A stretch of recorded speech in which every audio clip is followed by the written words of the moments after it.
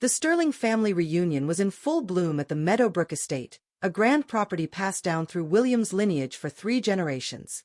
I stood quietly on the terrace, watching his relatives laugh and swing croquet mallets across the manicured lawn. Their amusement drifted through the warm summer air. "She's certainly come a long way," I overheard Aunt Constance mutter to Margaret, William's sister. "From a trailer park to all this," Margaret replied, making no effort to lower her voice. "William was always too sentimental for his own good. Classic gold digger," she added with a scoff. She clung to the family fortune like a leech. Poor William. I took a sip of lemonade, letting their comments wash over me like so many others had over the past 7 years. The Sterlings had never hidden their contempt. To them, I was the outsider, the girl from the wrong neighborhood who dared to marry into their elite bloodline. William's mother, Eleanor, approached with her usual polished expression, the kind that smiled without ever softening her eyes. "Darling," she said sweetly, "such a beautiful gathering. You must be thrilled, managing it all with the help of the staff I hired, of course." "The staff you hired quit 6 months ago," I replied evenly. "Everything's been handled by me since then." Her smile twitched. "Well, good for you. Staying busy is important, especially without children to fill your time." The jab was deliberate. She was well aware of the miscarriages, the failed IVF attempts, the nights I wept in William's arms. But Eleanor had mastered the subtle cruelty of sugar-coated concern. Speaking of staying occupied, James, William's brother, swaggered over, cheeks flushed and drink in hand. "Heard you're tinkering with some little online shop." "What was it?" "Craft sales on the web." "E-commerce consulting," I corrected, calmly. Right, he laughed. "Helping stay-at-home moms peddle their hobbies. Cute hustle, I guess. Though I'm not sure why you bother when William's footing the bills. Unless—" he leaned in with mock secrecy. "Unless you're building a getaway fund for when he finally wakes up." "James," William's voice cut in as he stepped beside me, his expression tense. "What?" "Everyone knows she signed a prenup. Just trying to work around it." Smart of her, really. Always planning ahead. William's jaw tightened. He had spent years shielding me from this very thing, the snide remarks, the passive jabs, the endless questioning of my intentions. It was wearing him down, and I could see it. I gently set my glass on the table. "Actually," I said, "why don't we finally talk about that prenup?" William touched my arm. "You don't need to." "I want to," I said, my voice steady. I turned to face the family. "You've all whispered about it for years, guessing what I signed, what I'd get, how I supposedly trapped William. So let's clear it up." Eleanor's eyes narrowed. "This isn't the place." "The prenuptial agreement," I continued, "drafted by your attorneys, was detailed and ironclad. In the event of a divorce, I receive nothing. No spousal support.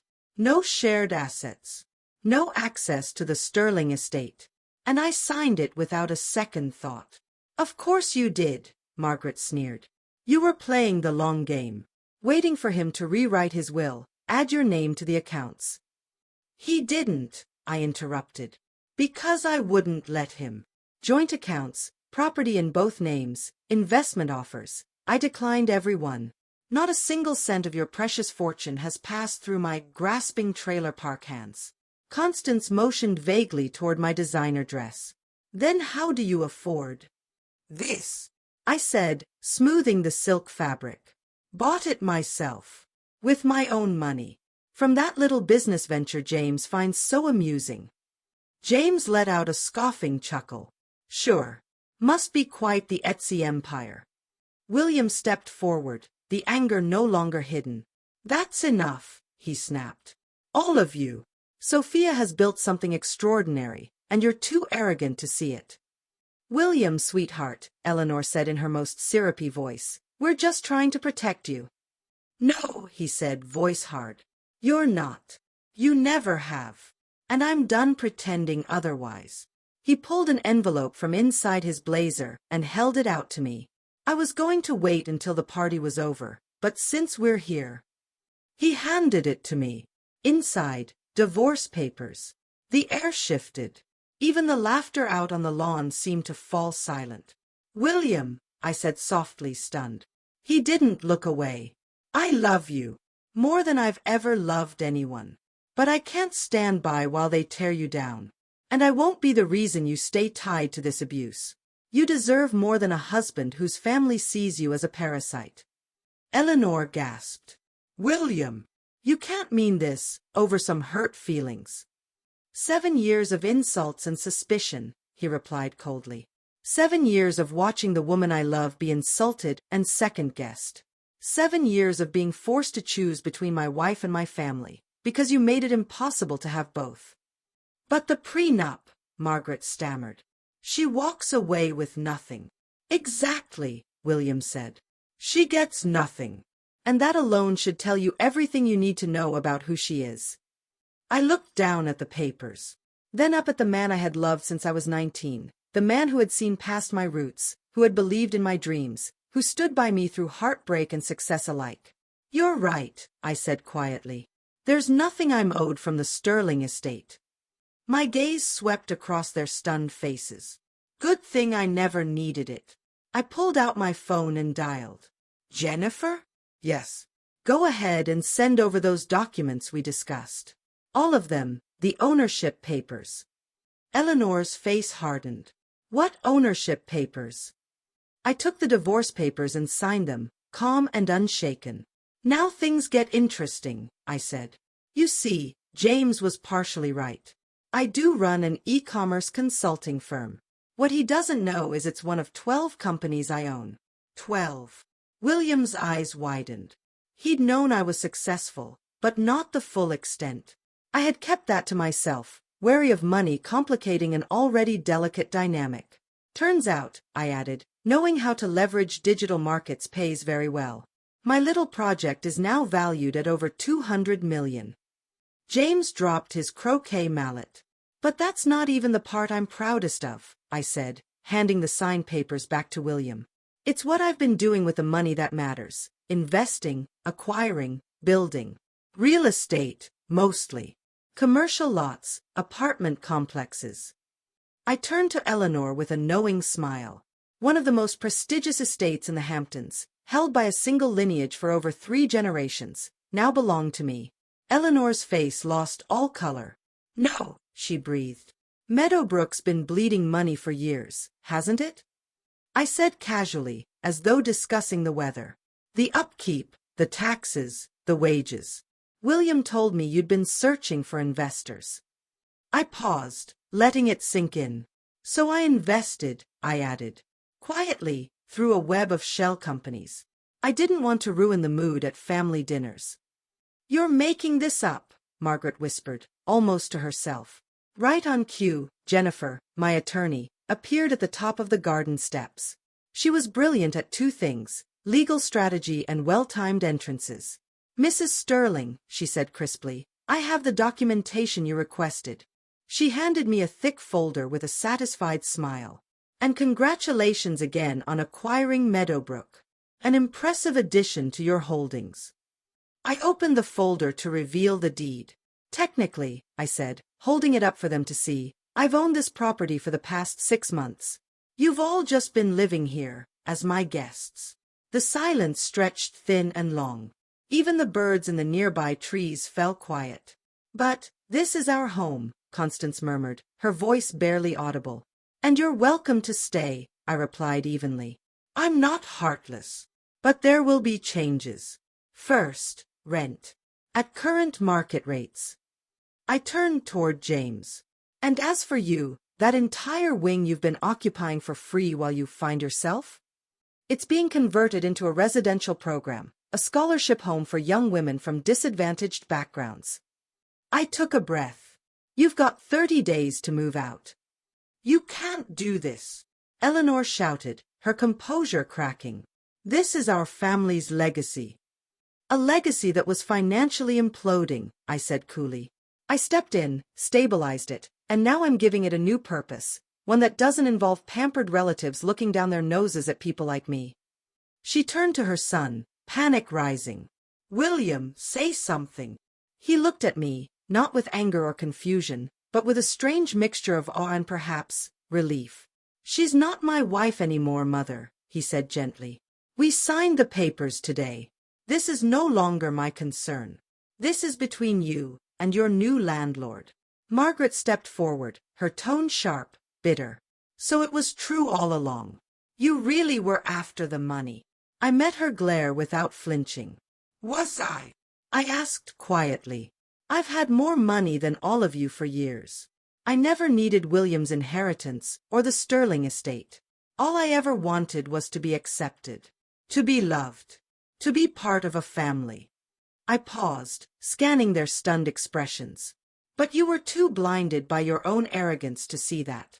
You spent 7 years trying to push me out. I walked slowly to the edge of the terrace and looked out across the grounds. My grounds now.